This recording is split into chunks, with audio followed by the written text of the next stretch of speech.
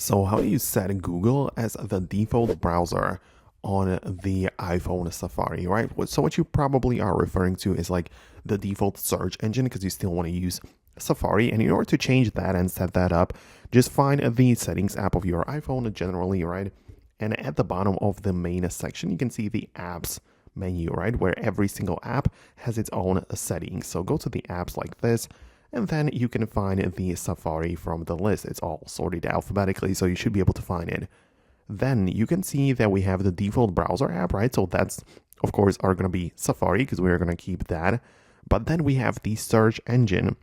And there you get to pick between like a few options, right? So I personally stick with Google, and you probably want to do that as well.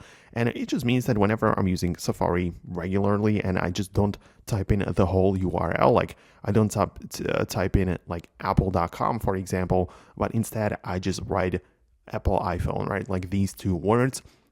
So which service is it going to use? Is it going to use to look that up, right? So if we chose Google, it will use Google, of course. So that's like the whole point. Now, let me know in the comments if you managed to set it up for yourself, if that's the thing that you are going after.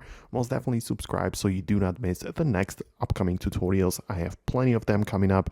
So thanks a lot, and I'll see you later in the next tutorials.